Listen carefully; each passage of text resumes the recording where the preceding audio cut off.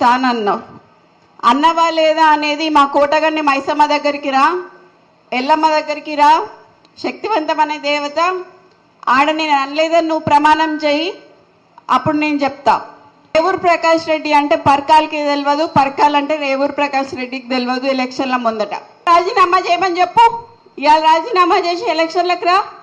నా ఇల్లు ఇక్కడ వంచనీళ్ళు ఉన్నది, 3 అంతస్తుల బిల్డింగ్ నీకు ఇస్తా, వచ్చి అక్కడనే ఉండి రేవూరు ప్రకాష్ రెడ్డికి నువ్వు వచ్చి క్యాన్వసింగ్ చేయి. రేవూరు ప్రకాష్ రెడ్డి గెలుస్తాడా, లేకపోతే కొన్న కుటుంబంలో ఎవరి నుంచి ఉంటే గెలుస్తారు?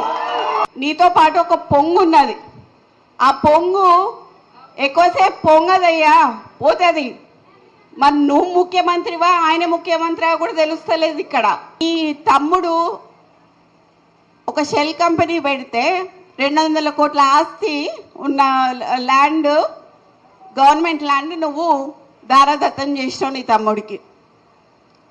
ఇట్లా నీ తమ్ముళ్ళు నువ్వు రాష్ట్రం మీద పడి తింటం తప్పితే ఇంకేం చేయలేదు. అట్లాంటిది నా ఇలాకాకు వచ్చి, కొండ ఇలాకాకు వచ్చి రేవూరు ప్రకాష్ రెడ్డిని మళ్ళీ గెలిపించమని చెప్పడంలో నీ ఆంతర్యం ఏంటిది అని అడుగుతున్నా నేను ఇవాళ. రేవంత్ రెడ్డి, నువ్వు కానీ రేవూరు ప్రకాష్ రెడ్డి కానీ వాళ్ళ తాత కానీ వాళ్ళ అయ్య కానీ ఎవరైనా కానీ నేనే ఇక్కడ ఎమ్మెల్యేని, ఖచ్చితంగా నేనే నించుంటా, నేనే గెలుస్తా.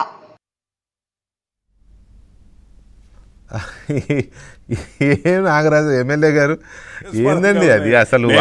ఇప్పుడే వింటున్నా నేను. ఇంకా ఇంకా అది ఎక్కువ డ్యూరేషన్ ఎక్కువ ఉందని ఇది చేయలే కానీ కళ్ళు నెత్తికెక్కినయ్యా సీఎం కాగానే అని కూడా అన్నది ఆమె రేవంత్ రెడ్డి గారిని. మరి ఒక వయసు లేదు, ఒక ఏమీ లేకుండా ఆ విధంగా అమ్మాయి మాట్లాడుతుందంటే నేను ఐ విల్ అపీల్ కృష్ణ గారు, ఇప్పుడు మరి ఆమె ఎమ్మెల్యే కావాలని అనుకుంటుంది కదా, వాళ్ళ మదర్ను రిజైన్ చేసి రమ్మను, నిలబడమను, ఇండిపెండెంట్గా నిలబడుతుందా లేక ఎట్లా నిలబడుతుందో నిలబడు, గెలవమనండి, మేము వద్దంటలేము. కానీ ఇది ఈ విధంగా మాట్లాడడం మాత్రం చాలా శోచనీయం. మరి వాళ్ళ నేపథ్యం ఏంటిదో అర్థం కావట్లేదు. ఈ విధంగా వివాదాస్పదమైన వాక్యాలు మాట్లాడకుండా, అర్ధరహితంగా, ఒక నాలెడ్జ్ లేకుండా ఏదేదో మాట్లాడుతుంది, అసలు ఏం తెలియకుండా. ఆ అమ్మాయికి అసలు కనీసం వయసు, ప్రకాష్ రెడ్డి గారు పెద్ద ఏజ్లో, నాకున్న అంటే నాది వరంగల్ జిల్లానే కాబట్టి నాకున్న అనుభవం ప్రకారం, నాకున్న అబ్జర్వేషన్ ప్రకారం మురళి గారు, ప్రకాష్ రెడ్డి గారు ఇంచుమించు ఒకే కాంటెంపరీసే. ఆయన చాలా సీనియర్స్ ఇద్దరు. మురళి గారి కంటే కూడా సీనియర్ ఏమో, సీనియర్ మేబీ మురళి గారి కంటే కూడా సీనియర్. అలాంటి సీనియర్ పట్టుకుని ప్రకాష్ రెడ్డి నువ్వు గెలుస్తావని అంటే నాకు అన్నానికి కూడా కొంత ఇబ్బందిగా ఉంది. తాత ముత్తాత వరకు పోతున్నది, తాతలు అయ్యలు బాగాలేదు, అయ్యలు తాత ముత్తాతలు.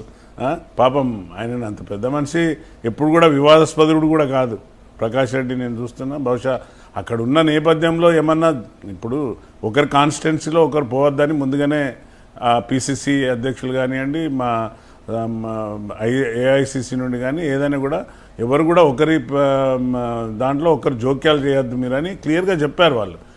మరి దానికి అన్నిటికీ మనం కట్టుబడి పనిచేస్తున్నాం తప్ప ఇలా మరి ఈ మీరు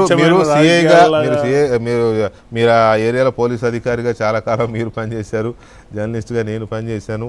ఓకే, కొంత ఆవేశము, కొంత దూకుడుతనం ఉన్నా కూడా మురళి గారికి కానీ సురేఖ గారికి కానీ రాజకీయంగా మంచి పట్టు ఉంది, ప్రజల్లో మంచి గ్రిప్ ఉంది, పార్టీలో చాలా సుదీర్ఘకాలంగా ఉన్నారు, ఎవరు కాదన్నారు దాన్ని. కానీ చాలా మంది లీడర్స్కి సన్ స్ట్రోకులు తగులుతూ ఉంటాయి. వీరికి కొడుకైనా బిడ్డైనా ఆమె కాబట్టి ఇప్పుడు మురళి కొండా కుటుంబానికి కూడా సన్ స్ట్రోకో డాటర్ స్ట్రోకో తగిలినట్టే అనుకోవాలేమో ఇప్పుడు. ఎందుకంటే పార్టీ నోటీస్ ఇష్యూ చేసింది మంత్రి గారికి, మీనాక్షి నటరాజన్ గారు సీరియస్గా తీసుకొని నోటీసులు ఇచ్చారు. సో ఈ పరిణామాన్ని ఫైనల్గా మనం ఎలా కంక్లూడ్ చేయొచ్చు? ఇలాకాలు అంటూ ఉండే అమ్మాయి మాట్లాడుతుంది, కొండ ఇలాకా, ఓడిపోయిన సందర్భాలు కూడా ఉన్నాయి.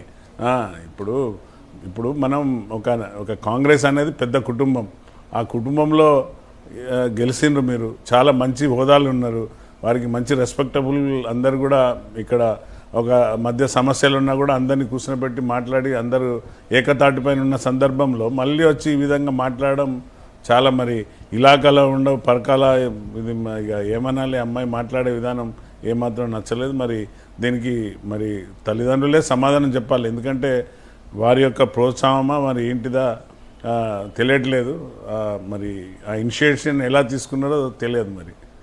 రైట్. పార్టీ అయితే సీరియస్గానే పరిగణిస్తుంది. నోటీసులు జారీ చేశారు మంత్రి గారి సురేఖ గారికి.